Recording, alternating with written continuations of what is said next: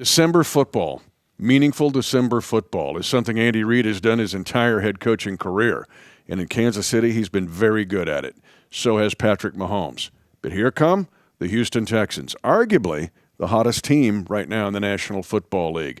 This Defending the Kingdom, as all of them, brought to you by Ticketmaster. Great holiday gift idea, Ticketmaster. Mahomes takes the snap, moving to his left, trying to find at the back of the end zone. Rice with a diving catch! Touchdown! Kansas City! Hi, everyone. I'm Mitch Holthus, voice of the Chiefs, along with senior team reporter Matt McMullen. This episode will be not AI. Everything else is AI right now. This is not AI, but it will be AD and EI. That means Attack December, which Andy Reid has done throughout his head coaching career, especially here in Kansas City, and Earn It. We'll roll with that in a second, but what do you think so far as we get ready for December football, which Patrick Mahomes as the QB1 is 25-6, and Andy Reid is 40-12 as the Kansas City Chiefs head coach in the 12th month of the year. Yeah, let's play our best football here in December. Best record in the NFL since 2018 in December. Best record in the NFL since 2013 in December. This one's interesting. The Chiefs have allowed the fewest points in the NFL on a per-game basis since 2018 in the month of December. And that includes like the defense in 2018, which was not one you'd write home about. So the Chiefs defense has always played their best football in December since Patrick Mahomes got here in this era. And also, of course, Mahomes leads the NFL in passing yards, passes of 25 or more yards, and he's third in touchdown passes in December. We need both sides of the ball to play their best football this month against some really good teams because the goals are still there for the Chiefs. It's still there. And we're going to talk about how they can get to those goals. But it's a matter of a one-game season every single week here in December, and they have to play their best football against some really hungry teams. The opportunity is there. It's a matter of seizing it. And they'll throw in special teams, too, trying to get an explosive play in special teams for the Kansas City Chiefs. If you can find it, it's archived. Check the Odyssey website. But last night on the Chiefs Kingdom show, a really good discussion with Coach Reid as we were taping this on Tuesday. Last night was the Kingdom show, and we got into all the December football and what it takes physically, mentally, and emotionally to win in December. And here are the Chiefs. They've been leading the pack, middle of the pack, trying to fight it to get in, and that's where the Chiefs are this year. So December football is a very real thing. It's really the playoffs before the playoffs, and you just laid it out there. It's what we've got. Now, before we jump into Attack December and Earn It, what do we have around the world? Got 7 for you today. Ooh, yep, okay. 7. So heard from Robert. Game winner again? Yeah, he called it last time. Let's just have that again. Robert is checking in. They drove from Kentucky for the game against the Colts a couple weeks ago. He came with his wife, his son, and his daughter-in-law. You know, it's tough because that Colts game was so euphoric. Like, that was such a big win, and it felt so great, and the vibes were so good.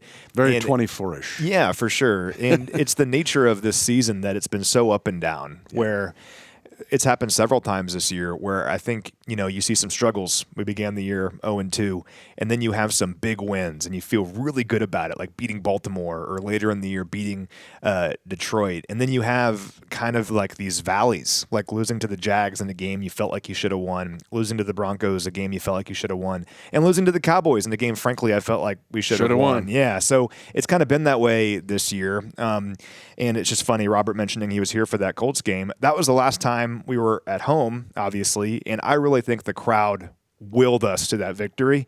I'm hoping that, if we're coming out of a valley now, this Texans game is another one of those peaks, and we just stay on top after this game. But we need the crowd badly in this game because I'm glad this game is at home. The Texans have played some really good football lately. Glad we're not playing at their place. It's prime time here at home. The Chiefs have been so good at home this year. Let's take care of business against a good Texans team. We're in Kentucky. Do we narrow it down? Paducah, let's see, Perryville, Bowling Green, don't know. Moorhead. Let us know, Robert. Richmond. Where in Kentucky you were driving from. We can just guess random Kentucky towns until we get it. We can keep going. Shout out to Rooster in L.A. Rooster. Yep. Shout out to you, Rooster. Did you go to Pleasant Hill High School with the Roosters or Palco, Kansas, the Roosters? Must have. Yeah, that's my takeaway. We heard from Mike in Lincoln, Nebraska. Been a fan since he turned on the radio and heard you back in 1997. Yikes. Yeah. Which high school, do we know? We don't know. Northeast, Southeast, North Star, Southwest, Let us Lincoln know, Mike. Lutheran, Lincoln Christian, St. Pius, alma mater of Greg Zerline. We could go on and on. We could just guess random Lincoln high schools, but all right. Well, you know what's funny about Lincoln this? High Links, don't leave them out. Mike's comment kind of spoke to me because I have like this core memory of in the early 2000s when I was like 9 or 10 or something. And I remember opening up my closet. It is early September in Kansas City. Opened up my closet, and my dad did black and white fine art photography and would do art shows. Which is very good, by the way. Let's get you some more photos, right? I've got some, and I saw some on display. Yeah, he does a great I job. didn't mention that to you. Awesome artwork. Anyway, we would do these art shows as a family, and all over the country, really, but also like here in Kansas City, like the Westport Art Fair, the Plaza Art Fair, all that stuff. And I remember one morning we were getting ready to go to the art fair, but I opened up my closet and I see there's one thing hanging in my closet. It's a Tony Gonzalez Chiefs jersey. And I'm like, I feel like I should put this on and wear it to the art fair. So I put it on, and we're driving to the art fair, and my mom turned on the radio, and the first thing I heard was you yelling out "Touchdown Kansas City." And honest to God, that's when I was hooked from then on out. And it's just like I can see it clear as day, like this core memory. And honestly, being on a podcast with you, that was pretty surreal still. But anyway, that comment from Mike kind of spoke to me because I had a similar experience. Just need to know your high school, Mike. Yep, let us know. Dennis is in Sarita, Arizona. I think I pronounced that correctly. I watched a YouTube video for the pronunciation. Looks like a nice place. They have a missile silo that they've renovated into a museum. I'm like, that seems kind of cool. Are we in northern Arizona in the mountains? Are we in the desert? Are we where are we at? Looked desert-ish to me. Yeah, but anyway, Sarita, Arizona. Shout out to you, Dennis. Kenny is in Sundance, Wyoming. Sounds like a beautiful place. Campbell is in Australia. Don't know where, though. Narrows it down. Let us know where in Australia you are, Campbell. And then shout out to Linda. So she was listening to last week's show while receiving chemo treatment in Farmers Branch, Texas. Linda, I hope we helped kind of pass the time there. Not so fun time, obviously, but means a lot that we were there with you, and hopefully we could help pass that time along. And we're thinking of you here in Kansas City, Linda. Yeah, North Metroplex. I think they're the Farmers. Maybe Louisville's the Farmers. But anyway, yeah, Farmers Branch football hotbed. Yeah. In North Metroplex, kind of as you're headed toward the Oklahoma border. Yeah. Sorry the Chiefs couldn't get it done in Dallas, but hopefully we'll turn things around here against another Texas team on Sunday. Yeah, let's do that. Although the Houston Texans are red hot. They're trying to make history, by the way. They started 0-3 this year. They were 0-3 in 2018 and made the playoffs. No team in the history of the NFL has started 0-3 twice and made the playoffs. So the Texans are on their way with 4 straight wins. The 0-3 start was kind of inexplicable. They had all these expectations. And then you and I would watch them. Basically, we're looking at stats for other teams as we get ready, going, Houston pops up a defense. Man, that Houston defense is good, but they're losing games. I don't know about the Houston defense. Then all of a sudden, Davis Mills wins 3 straight. And here comes C.J. Stroud. He said, I'm knocking off the rust. And that's what's coming in as the Chiefs attack December. Let's just talk, though, about attacking December, because the Chiefs have been really good at it. Mentioned the NFL's best team since 2013. Andy Reid has been terrific at it. Again, he laid out last night on the show what it takes physically, mentally, and emotionally. But a big test here, but to attack it. Because we talked to about all of the noise, which he talks about earmuffs and blinders on. But a lot of noise, Chiefs are out of it. How many graphics have we seen of like, they're the 14th team out? They're just not going to make it. But to attack it, especially against this team, it'll be required. Yeah, it will be.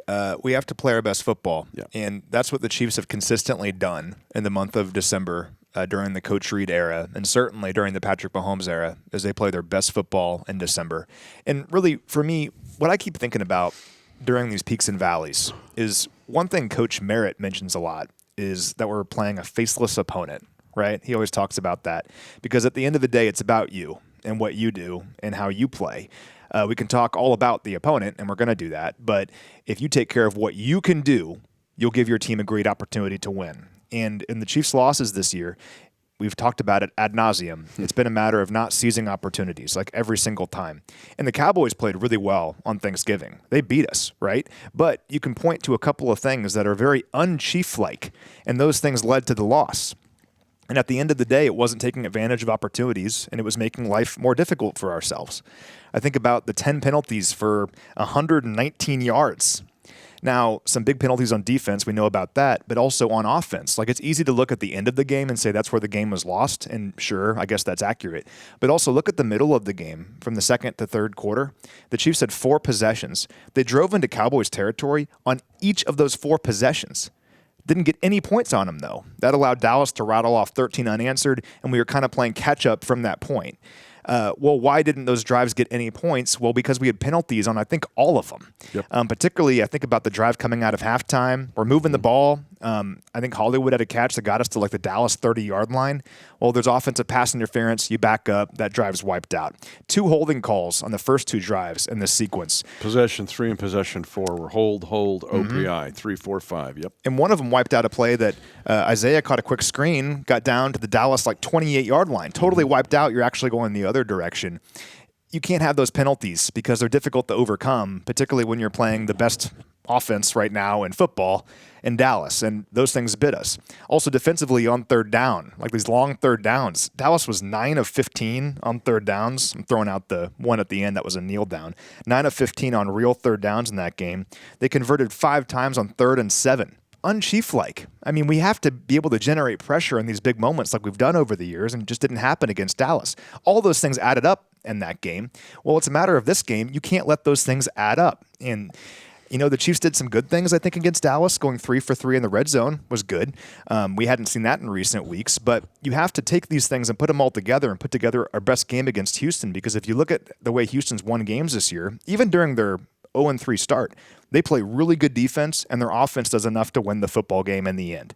The Chiefs have to find a way to do that themselves, right? And I'm glad we're back at home taking on this Texans team, but got to play our best football and cannot be beating ourselves when you're already playing a very good team. Patrick Mahomes had a quarterback rating of 121.9 in that game. Threw 4 touchdowns. And losing 31-28, but and then the whole wraparound thing, we've talked about it ad nauseum. Yes. 12 games, the Chiefs 11 times. They've won the toss 10 times. 2, the Cowboys wanted the ball, and so did the Lions. You get 2 more shots at getting the wraparound, the double dip, and it did not happen again. Now, the Chiefs won one, the Colts game, where they didn't get any points in the double dip, but that does have to happen. Now, you love movies that have really poignant, strong moments that just stay in your soul, right? I do, yeah. Yeah, you send me clips of them. I like it. Steven Spielberg's a genius. Well, how old were you when you watched Saving Private Ryan? So that was one of those things where my dad like waited until I got to a certain age, and as soon as I did, it was like, because the first 20 minutes today. The landing, the landing. I was probably 13 years old or so, maybe a little bit younger. Okay. I'm going to take you to the end. Okay. Because the movie's loosely based on the Sullivan Brothers. We have a lot of Iowa fans, Cedar Rapids, Iowa, Sullivan Brothers Arena. The Sullivan Brothers were basically wiped out.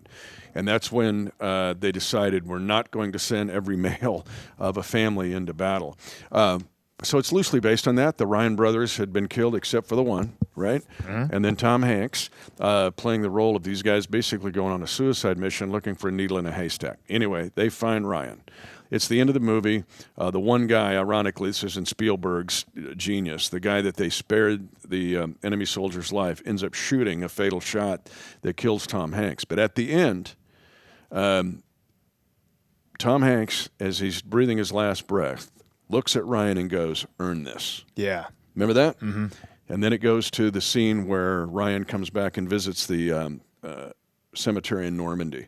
And he's in front of the of Tom Hanks's character, his grave. And he turns to his wife and he goes, "Tell me I've lived a good life." It's such a powerful moment. Now, I know I'm being dramatic here, but to earn it is something in the National Football League that has to be there. Sometimes you can get caught up in a lot of stuff, but to earn it is what the Chiefs now have to do in attacking December. And you have to earn every single thing you get against this Houston defense. Yeah. And that's where we're at.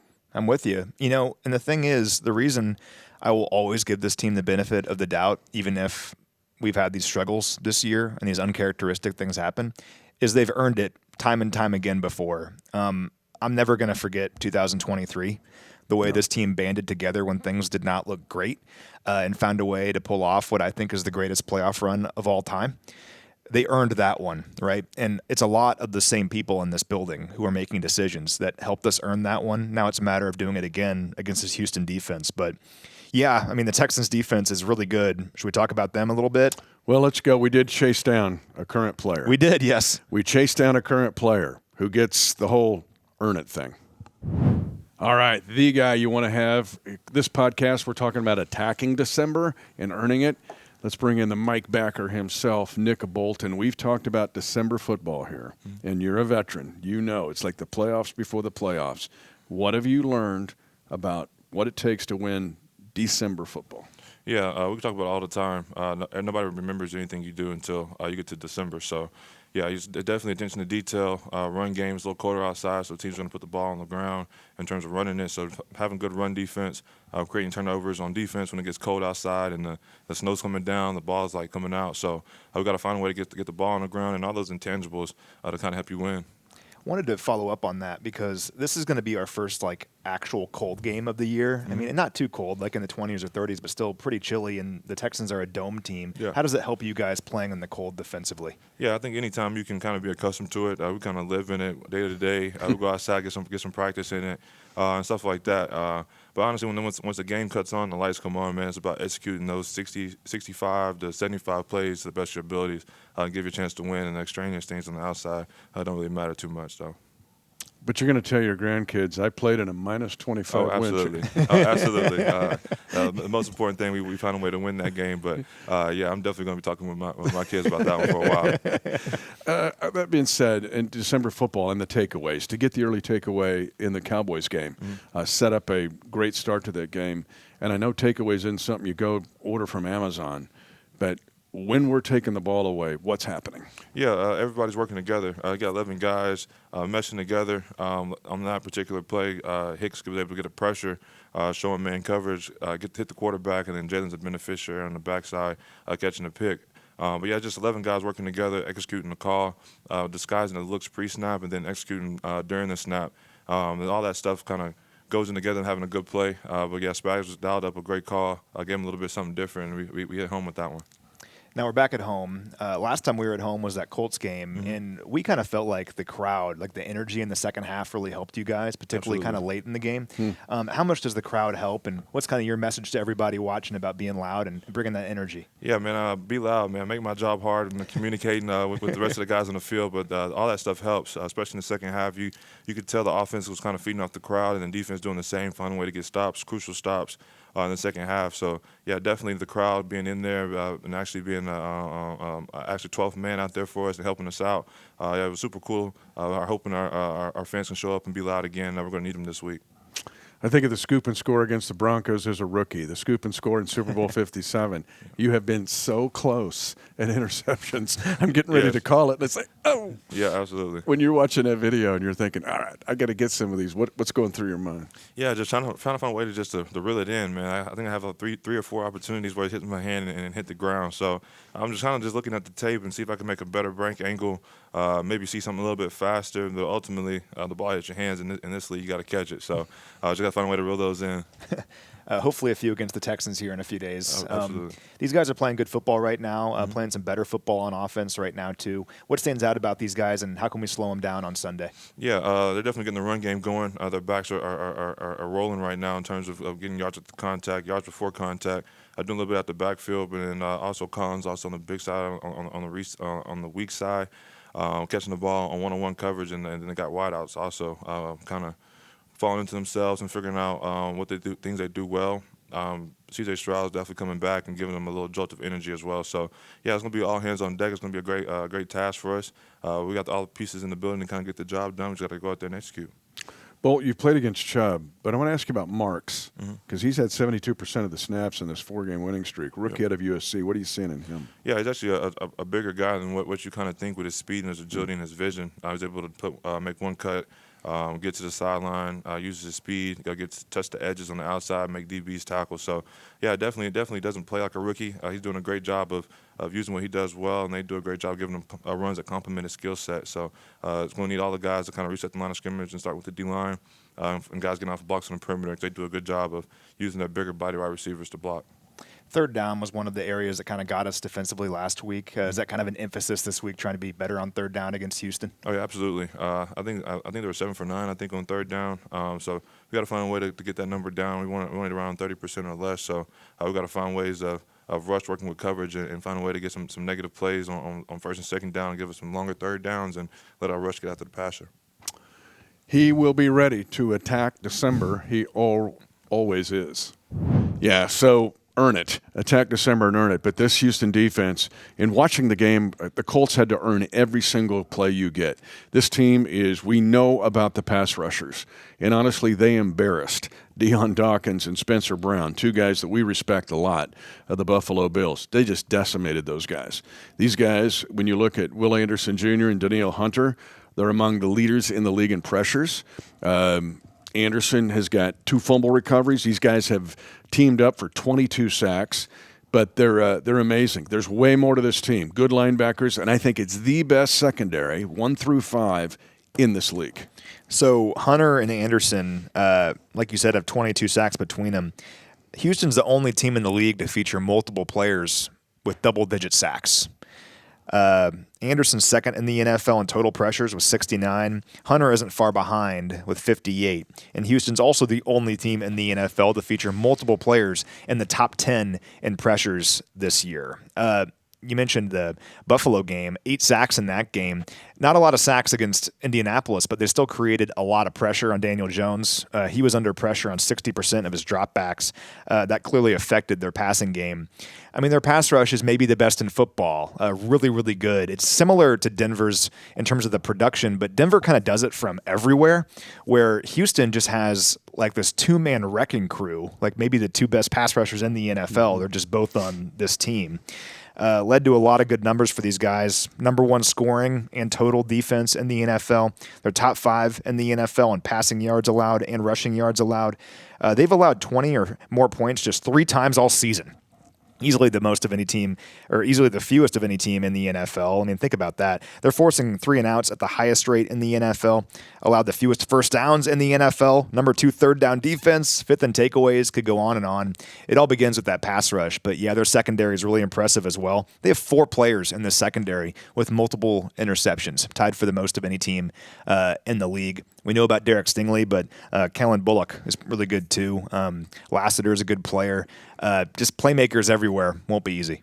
Yeah, even Reed, their 5th guy is a stud. But Bullock, you look, he's tied for 5th with his 4 interceptions in the league. But last year, he was number 1 in the league among any DBs on the percentage catch rate against him. It was lower, just under 40%. This year, it's even better.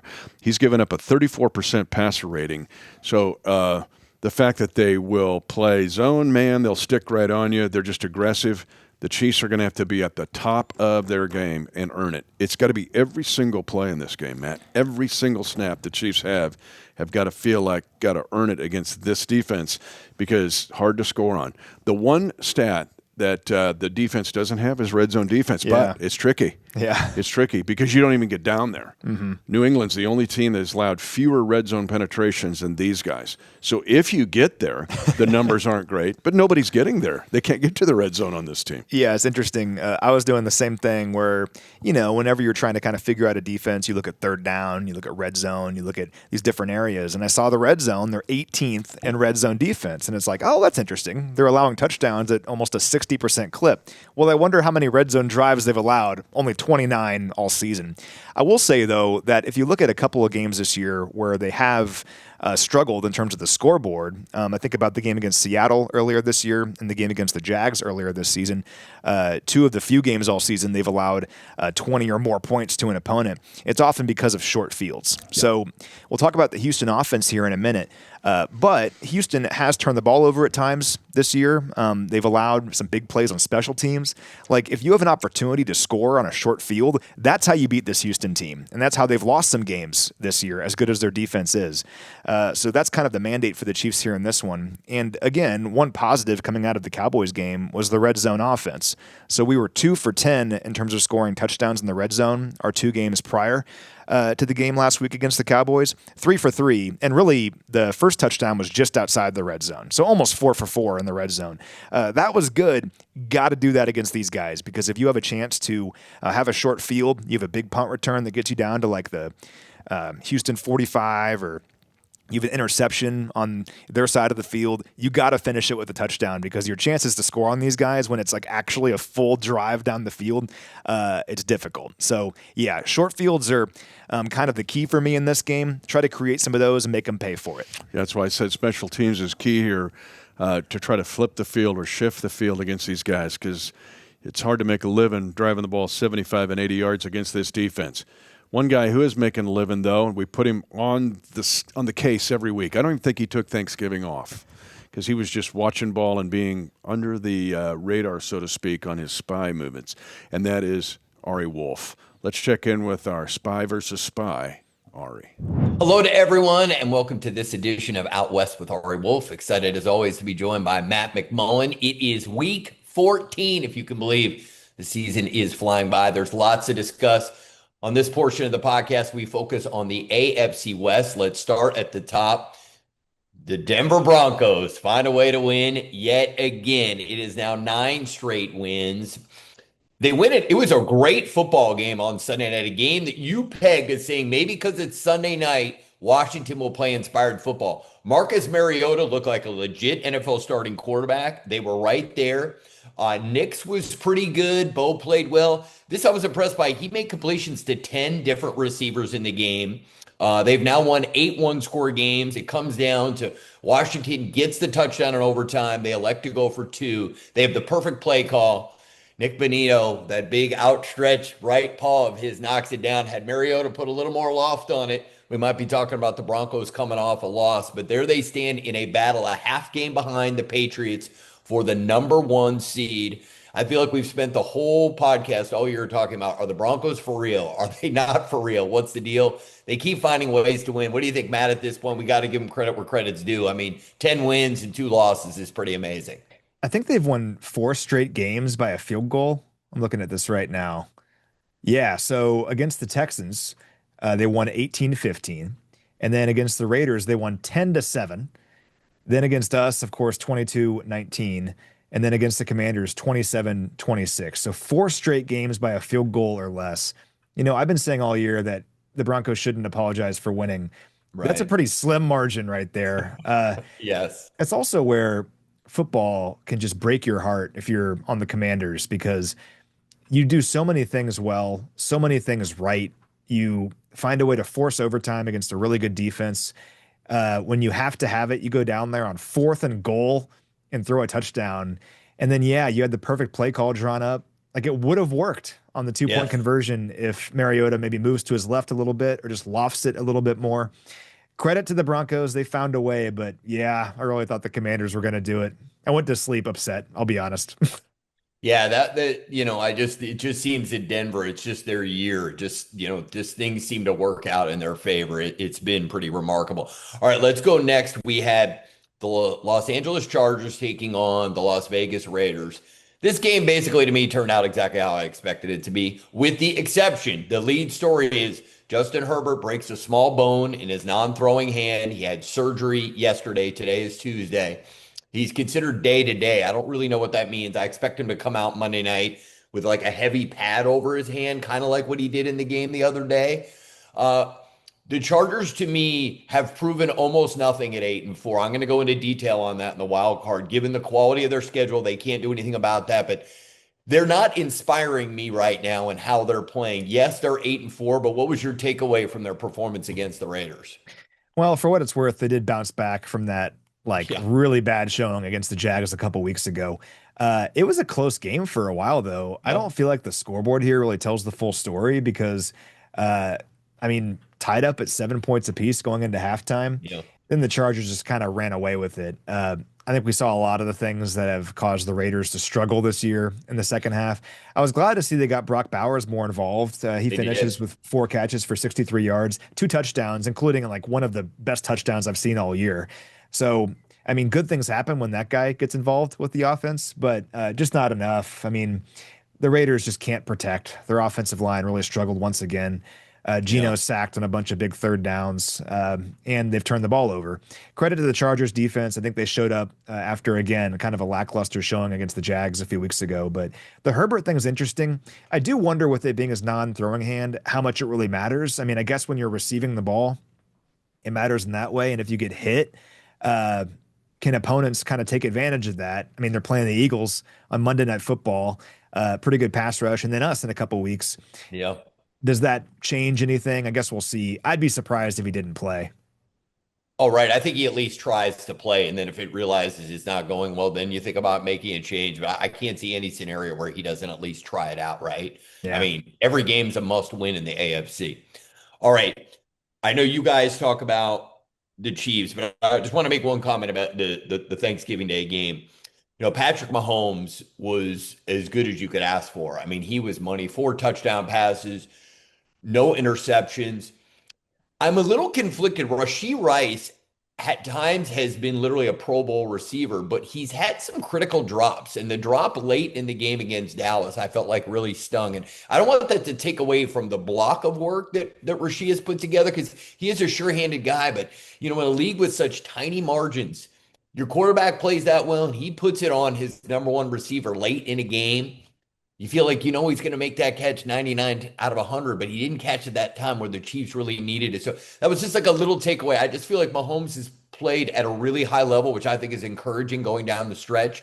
I think Rice will learn from it, but, you know, a tough loss. And I'm sure that was a challenging trip home from Dallas. Yeah, just a bummer, because, again, it feels like a game the Chiefs could have and maybe should have won. Right. And really, despite all the circumstances, taking the lead in the fourth quarter, and I'll give Rashee credit with that touchdown catch, which really impressive touchdown catch on 4th down, I'm pretty sure it was. You take the lead in that moment, you now have a chance, despite all the things that happened earlier in the game, to get a defensive stop and to hopefully add to your lead and get out of there with a win. And, you know, the story of the game was 3rd down defensively and penalties on offense. And the penalties really kind of showed themselves during the 4 middle possessions for the Chiefs between the 2nd and 3rd quarter. I'm trying to remember that Rashee drop. Was that as part of that 4 possession stretch? I'm trying to find it here. Yeah, it was in the 4th quarter. It was right near midfield. I remember he was like right by the logo, and it literally was just I think it was a 3rd down play, and it went right through his hands, and it made it so the Chiefs had to punt. I think that's about as specific as I can get on, but, you know, it was a big moment in the game. And it was just unlike him. It was one of those moments where, like, you're like, you know, you kind of gasp. You're like, I can't believe he dropped the ball in that moment. So that was a bit of a killer, but they're right there. And with 5 games to play in a wild AFC wild card race, we'll break that down more in a bit. I'm still very bullish on the Chiefs. I realize that you have to do a little mental gymnastics to remain bullish, but that's part of being a fan, right? That's part of caring about an organization, is that you kind of got to convince yourself. But until you're mathematically eliminated, you got a shot, right? And that's really all you can ask for. So, well, and I wanted to add, all right, real quickly, I found it. It was in the 4th quarter with 9 minutes left when that drop happened. Yeah. It's fair to criticize the drop. He should have had it. But that drive began with a penalty. It was the very first play of the drive. There was a holding call. And that created a 1st and 20 situation that the Chiefs almost got out of. It was 3rd and 8 when Rashee had that drop. Yeah. Well, if you don't have the penalty, maybe you don't have to make that play, right? So I think what it boils down to is the Chiefs had opportunities in this game. They had those 4 drives in the middle of the game where they drove into Dallas territory on each 4 different times, didn't get any points, largely because of penalties. And this drive that you're talking about with Rashee, where the Cowboys had just taken a slim lead. Well, you have a chance to respond and answer. Instead, you have a penalty. You end up punting. Dallas goes down, makes it a 2-score game. And even though the Chiefs still made it interesting at the very end, you could never get those points back. Yeah. In this game against the Texans, and Mitch and I have been talking about, you know, how good this Texans defense is and everything. At the end of the day, it's about the Chiefs. It's about the things that you can control. And one of the things that you can control is penalties. And penalties have been kind of one of those common denominators for the Chiefs this year in losses. I look at the Jags game as well, where you just consistently shoot yourself in the foot against a football team that's playing well.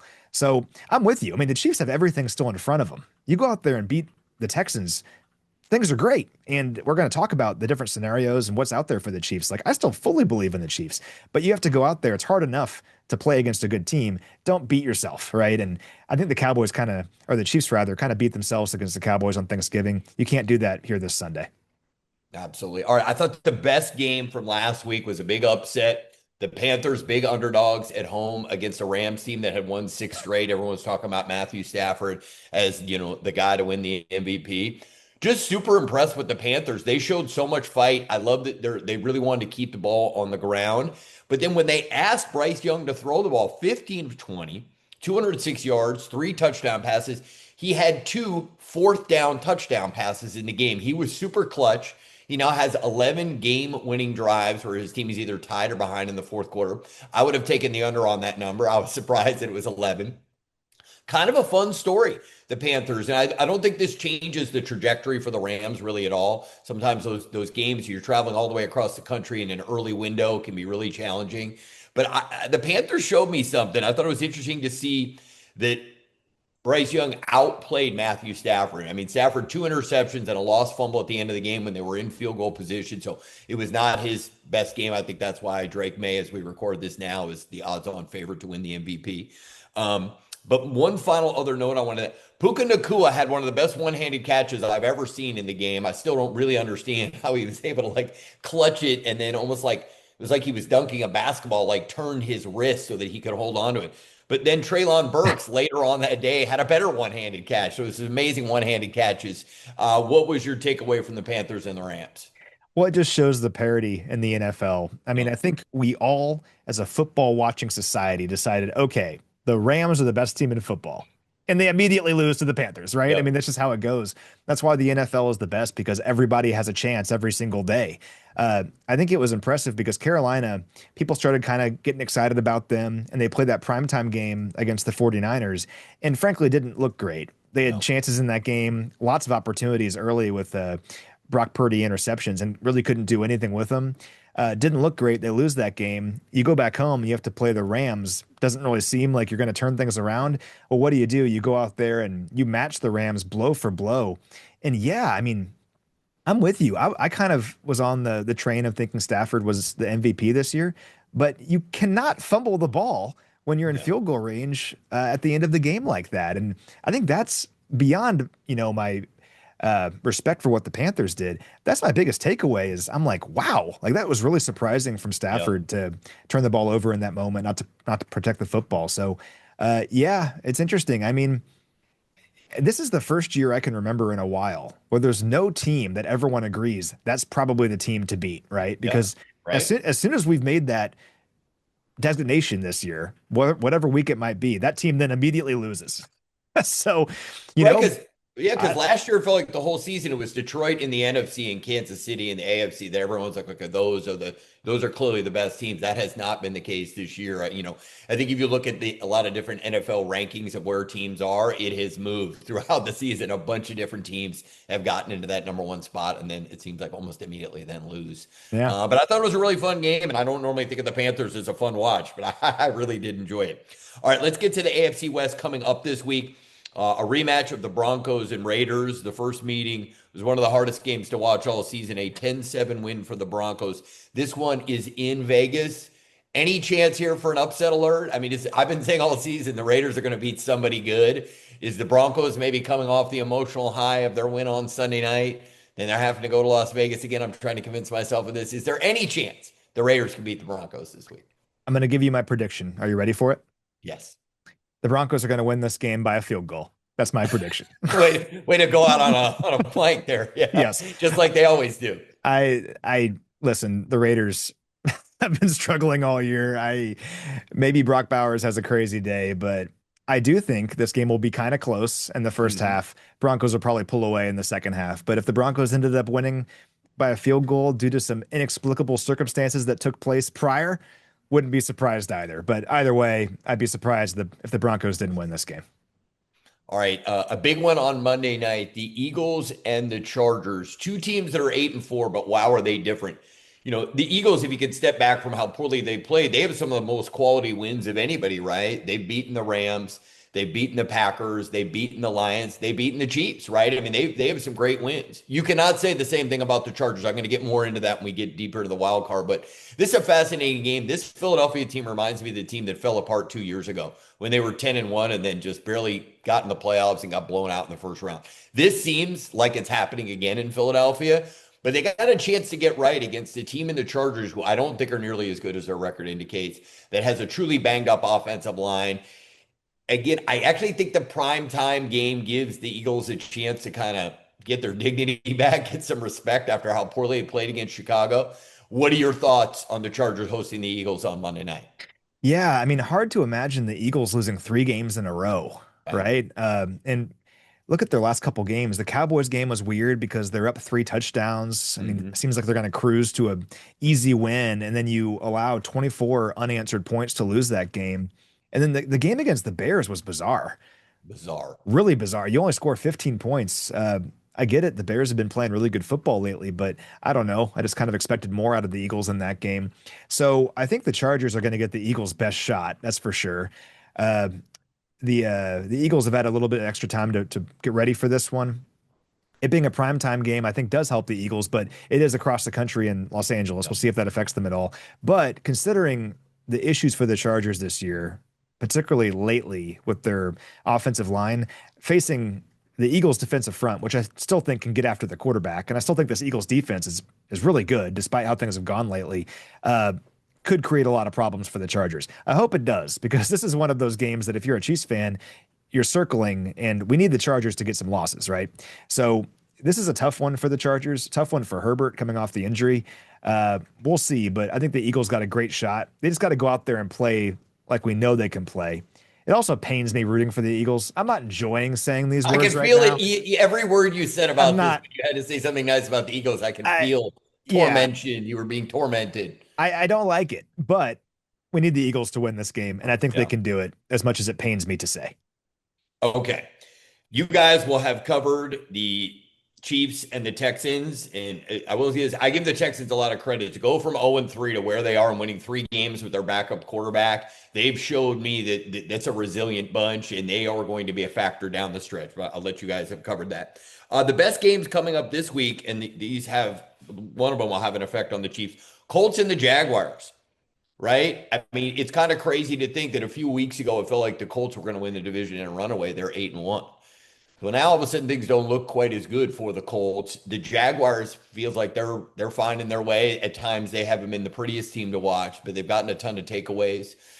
It feels like there's way more pressure on the Colts this week than on the Jaguars. Why do I feel that way? I'm curious what your thoughts are. It sort of feels like if the Colts don't get this thing corrected soon, they're not going to make the playoffs at all, which is kind of mind-boggling to think when they were one of the first teams to 8 wins. Who do you think this game is more important for as they are tied atop the AFC South? Well, it's 2 teams going in opposite directions right now. Yep. Have you looked at the Colts schedule the rest of the way? That's why I don't think that they make the playoffs unless they have a drastic change. So let's run through it for those listening that haven't looked at their schedule. So the Colts play at Jacksonville this week, then at Seattle. They host the Niners. Then they play the Jags again at home, and then at Houston to close out the year. I mean, that's brutal. Brutal. And yeah, that's where the NFL season is so crazy that, I mean, we were talking about the Colts a couple weeks ago, like they were one of the best teams in football. Like they were competing for the 1 seed. And then you lose 3 of 4 with the only win. That was an overtime game against the Falcons in Berlin, right? So you're kind of reeling right now. Their offense has not been what it was. So they scored 20 points against the Steelers, bunch of giveaways. 31 against the Falcons, and Jonathan Taylor goes crazy. That's kind of what we expected. But then 20 points against us, 16 points against the Texans last week. Yeah, that's a team that I think has a lot of pressure on them right now, and Daniel Jones is dealing with the injury. Now, I still don't really know what to make of the Jags, to be honest with you. They're like a different team every single week, but that's a team playing with momentum. And I think as Chiefs fans, we are now on board the train of we want the Jags to win that division, because all year we've talked about how the Chiefs don't have these tiebreakers in the wild card chase. Well, the Jags win that division. And if we can find a way to beat Houston this weekend, you now have not 1 but 2 tiebreakers over teams that you're competing with in the wild card race. So Yeah, we want the Colts, I think, to kind of fall out of this thing, and we want the Jags to win that division. So we've gone from, I think, rooting against Jacksonville all year to I think we're rooting for the Jags now Yeah. in this I game. think you want them to basically win out and win all Yeah. their, because there are a lot of AFC South games remaining. The schedule makers this year nailed it. There are going to be so many critical games. Some Jacksonville and the Colts haven't played yet, right? So they got 2 games left. So I just think that division, shockingly, is going to be one of the most watched division races down the stretch. And yeah, I think if you're a Chiefs fan, I think it's pretty obvious. You want the Jags to run away with the division, win all of their division games. And that would give the Chiefs, if they can get hot, a really, really strong chance of making the postseason. Yeah. The other great game is in the NFC. The Bears at the Packers will play twice in a couple of weeks. The Bears are the 1 seed, which still I'm having a hard time wrapping my head around that. But, there's such a long-standing rivalry. The Packers owned the Bears for the longest time. And then in sort of a meaningless game for the Bears, the last game of last season, they went to Lambeau and they beat the Packers. Now, the Packers weren't going to win the NFC North anyway, but for the Bears, it felt like it was an important moment to head into their offseason. And now they've got it right. The table is set. It's one of the oldest rivalries in the National Football League. They've been playing forever.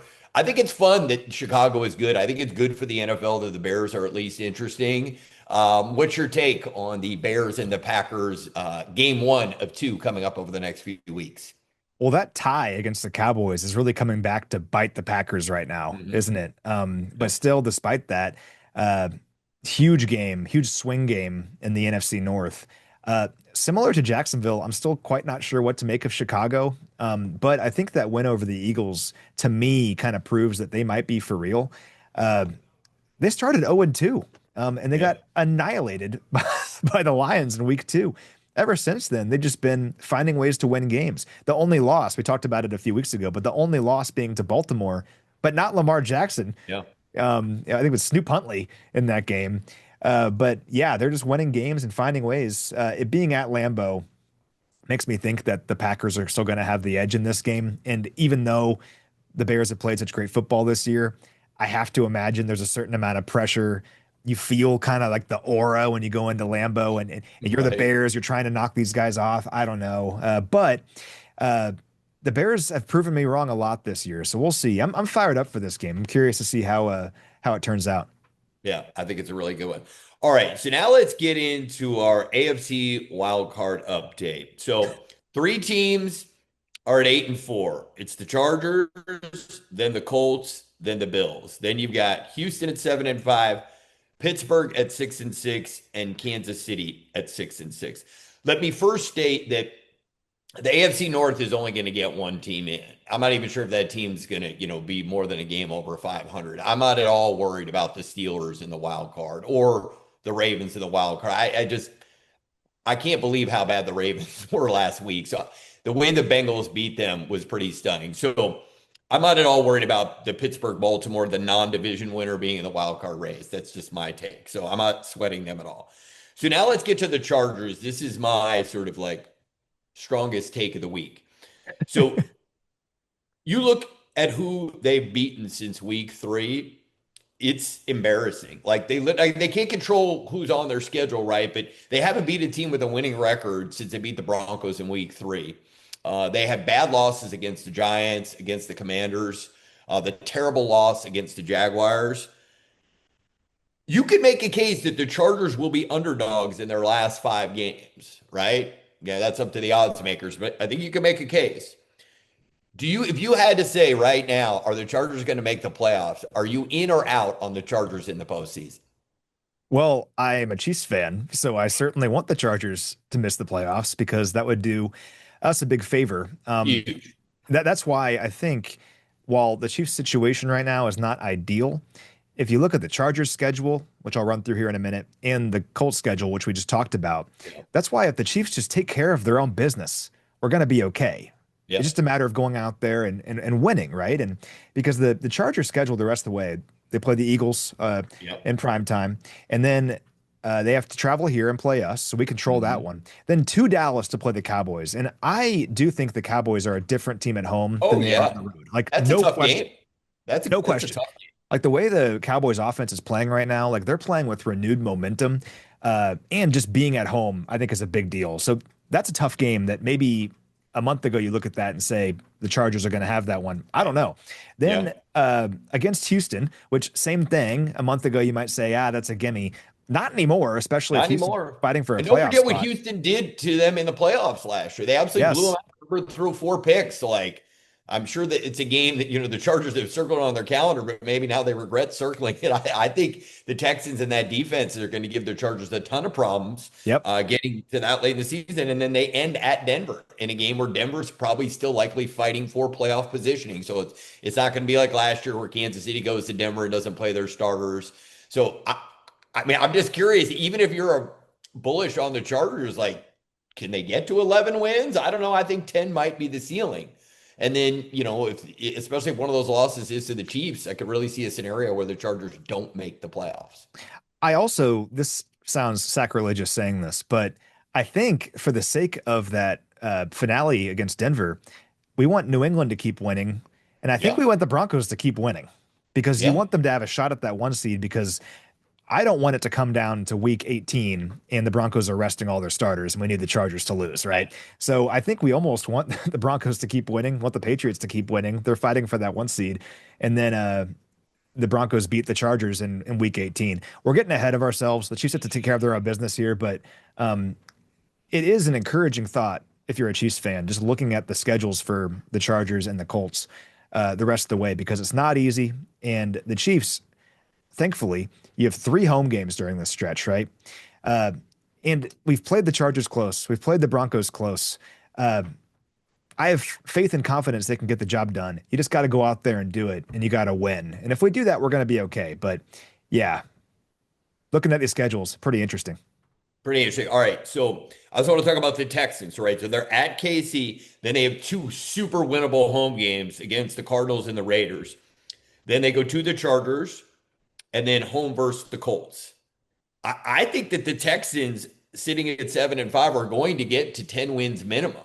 I actually think that the Texans are more likely to get in at this point than the Chargers. Now, obviously, the game they play will probably dictate the answer to that question, but I think you can make a reasonable argument, not mental gymnastics or trying to convince yourself, that the Texans are more likely to make the postseason than the Chargers based on remaining schedule.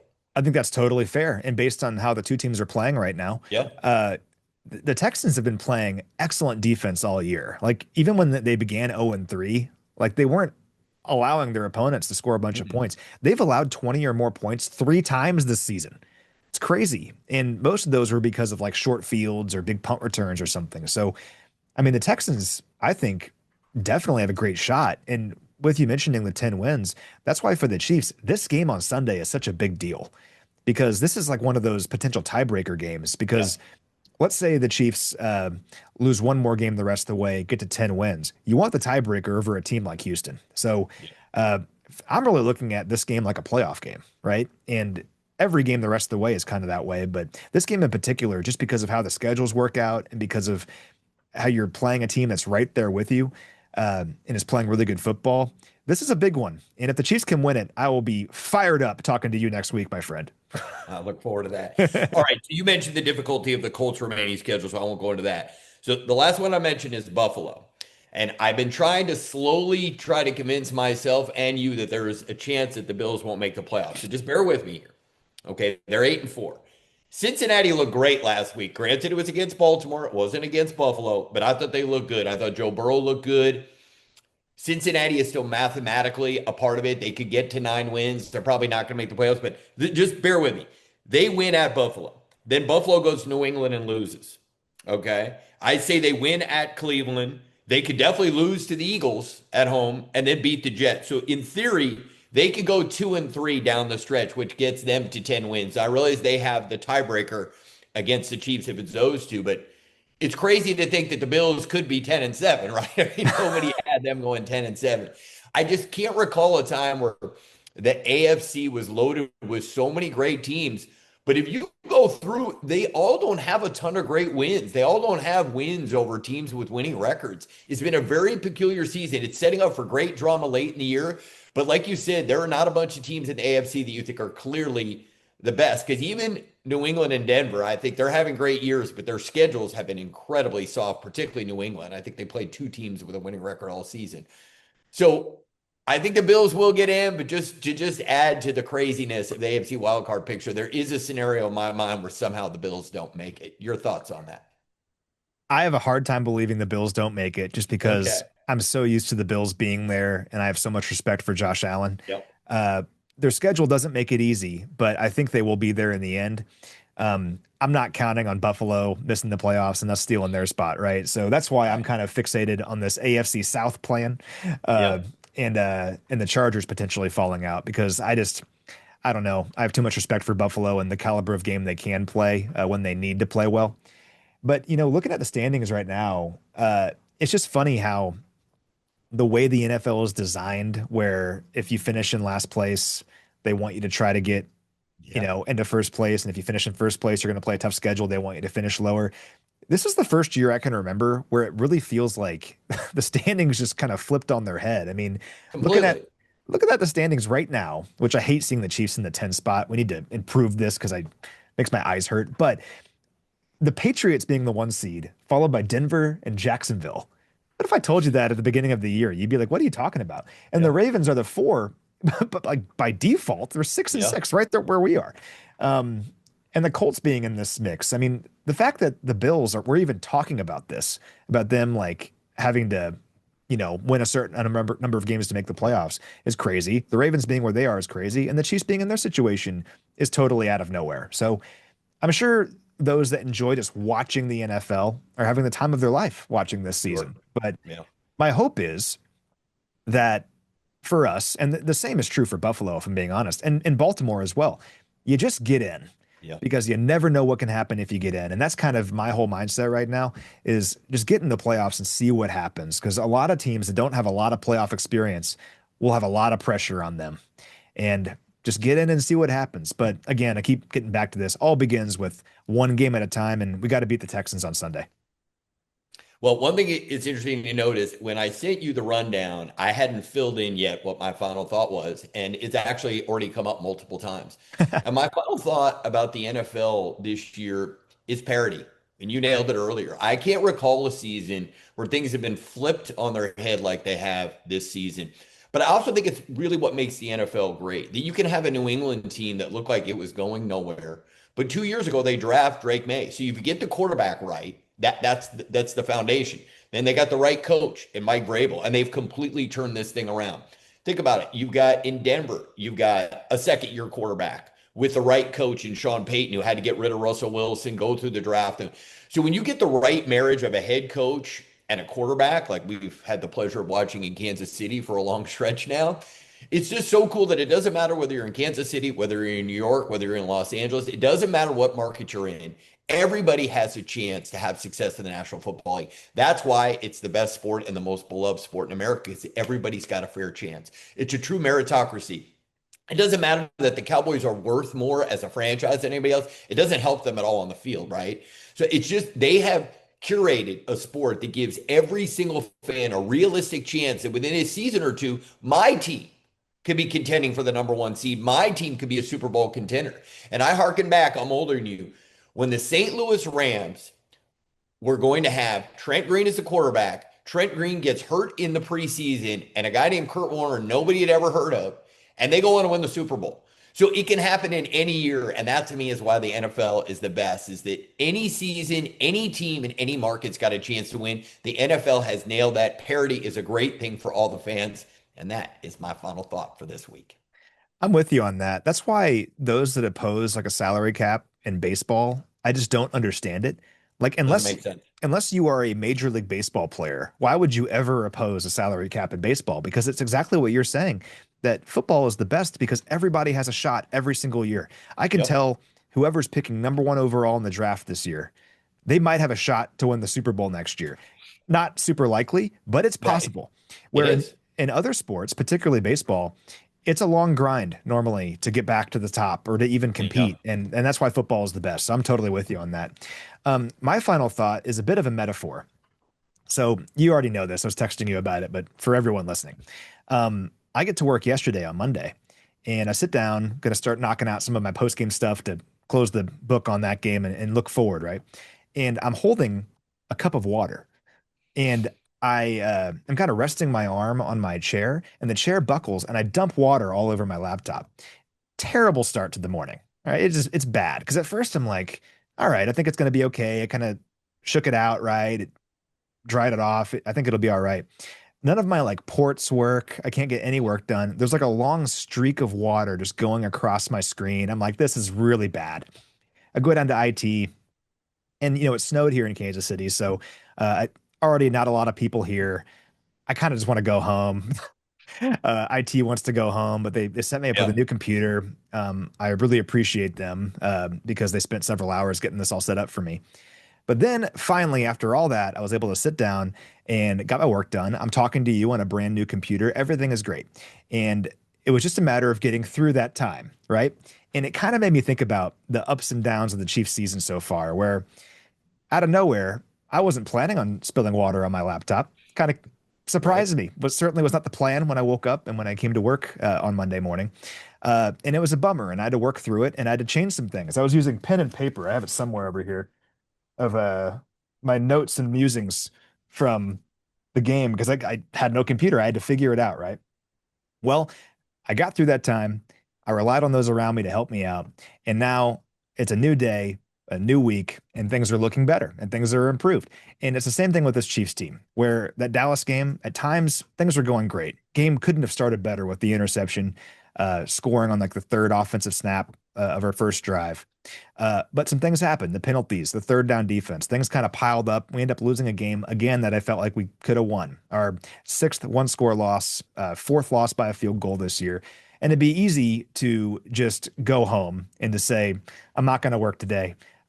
This is not my day because I spilled water all over my laptop. But what you can do is you can figure it out. You can look ahead and figure out what can I do right now and who can help me to get back on track and how do I keep my eyes forward and take care of business. And, it got me thinking about this game with the Texans, and I'm fired up for it now because being back at home in prime time, this is an awesome opportunity to go out there and to remind everybody that we're still here. And I know the team's going to be fired up to do that. I hope that the stadium is rocking because I still feel like the crowd kind of willed the Chiefs to a victory over the Colts. We need a similar thing against the Texans this week. And, I don't know. After spilling water on my laptop, I feel better about it now because it's a matter of just getting back to work. So that is my long-winded metaphor trying to find the bright side. Final thought for you today, Ari. Well, you found the bright side in it. And my final thought is, and Andy Reid has spoken since the game. I think he, has pointed out the penalties got to go. He's, but he seems hyper focused on, look, we're going to come and give our best shot against everybody we're going to play. And the way he said it just reminds you of that confidence that he brings. Like, he's done it. He's been there. Nothing's going to rattle Big Red. And there's no person I'd rather have leading the Chiefs out on Sunday night than Andy Reid. So I feel like I could say what I'm grateful for every week. Andy Reid would be at the top of it. But given everything that's happened, we've got the exact right guy in charge. And the Chiefs are going to find a way to win on Sunday night. So that is going to do it for this week's edition of Out West with Ari Wolfe. A ton of fun with Matt, as always, and we hope everybody enjoys the game this week. So thank you, Ari. He stays on the case, trying to get the Chiefs get pulled in here to make a rush for attacking December and earning it, especially against this Houston defense.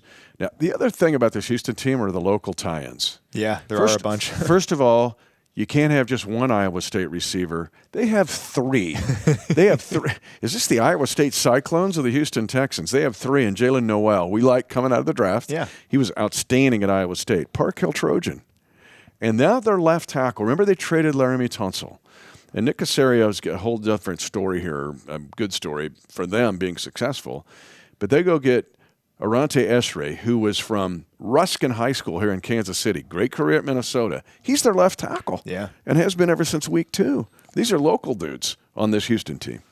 Ursary reminds me of like whenever, do you ever like in the NCAA football game, do you ever like create a player?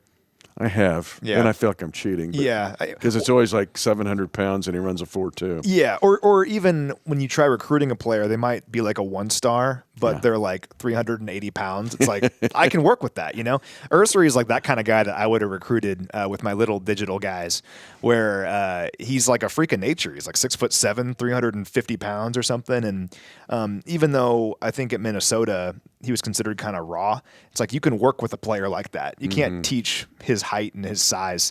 And he's been pretty good for him. Their offense overall, like I was mentioning earlier, has picked it up of late. They're the number 21 scoring offense in the NFL, averaging just under 22 points per game.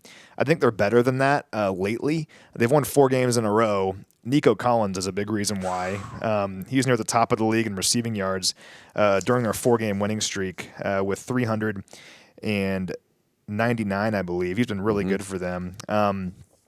They have good players over the middle, guys like Dalton Schultz, of course. Jaden Higgins, another Iowa State receiver, big physical player, kind of presents some matchup issues. Here we go, 381 yards for Collins over the last 4 games. It's 3rd in the NFL. So, yeah, they have some good players. Their running back tandem is interesting as well. But having Stroud back after missing 3 games did enough to beat the Colts. Still think he is better than he's played at times this season, but he's still C.J. Stroud. He's still a really good player, and we'll have to be at our best. Got to create pressure on him in this game. That's one thing we couldn't really do against the Cowboys is create pressure consistently. Stroud's numbers are significantly worse under pressure this year. Got to find a way to consistently generate pressure. Yeah, but I remember that playoff win he had against the Chargers in 23. Yeah. Last year he was beaten up. Remember, we played these guys 2 times within a month.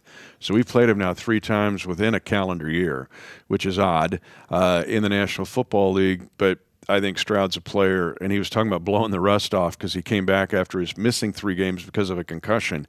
And his quarterback rating wasn't great against the Colts, but there was some efficiency there.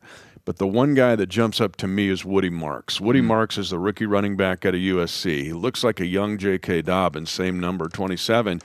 But Nick Caserio, their GM, who's made 25 trades on draft day since 2021, or draft weekend, I should say, and was able to get Stroud and Will Anderson Jr. in the same draft. But he was able to get Woody Marks last year.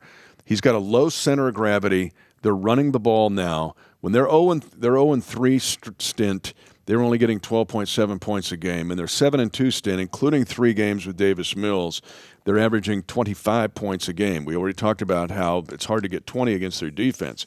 But I think Woody Marks here is a little bit of an untold story. That and their maturation of their offensive line, and Esri is right in the middle of that as a left tackle. He's got a really good shot at being on the all-rookie team. Yeah, I think with their running backs, they've done a good job of kind of bringing Marks along, where they had Chubb, and they still do, and he'll still play. But Marks has been the guy that's kind of shouldering that load over the second half of the season, where he's carried the ball at least 10 times in 7 straight games. Fresh legs between him and Chubb, where you're not relying on necessarily one of them to just do all of the dirty work. They have 2 good players. I think Chubb, considering like what he had to go through with his injury rehab, one of the most gruesome injuries I've seen in a long time, he's found a way to be a really kind of competent, solid player for them. And Marks has been kind of a revelation. He's been great. So got to start by stopping the running game. The Chiefs did an okay job of that against the Cowboys. Javonte Williams didn't have a crazy game. A couple big explosive runs for the Cowboys, though, that in a way were backbreakers.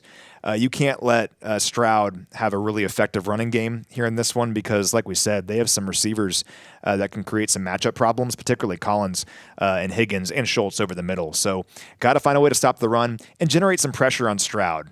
We've seen these guys a lot over the years, and we've been able to generate pressure on them. Got to find a way to do that here in this game, and don't let them convert on 3rd down consistently like the Cowboys did, because you just can't let a team march down the field, convert on 3rd and 10, convert on 3rd and 9, and then finish in the red zone and then face this really good Texans defense. That's where you have a problem. So for the Chiefs in this game, find a way to shut down Woody Marks in this running game, create that pressure on Stroud, maybe get a short field here or there, and try to finish in the red zone. And you got to figure hold them under 20. Yeah. Because you're going to be, it's going to be tough to get to 20 on this defense. That's the way you kind of got to think here. And Collins is an Olympic 400-meter hurdler playing football. That's what he looks like. Just a splendid athlete, like him. But every defensive coordinator, if they ask Santa Claus, hey, bring me 3rd and long, yes, 3rd and 8, 9, or 10, Santa's going, hey, I'm giving it to you. What are you going to do with it? And get off the field. And for the Chiefs, what are you going to do with it? Attack December and earn it.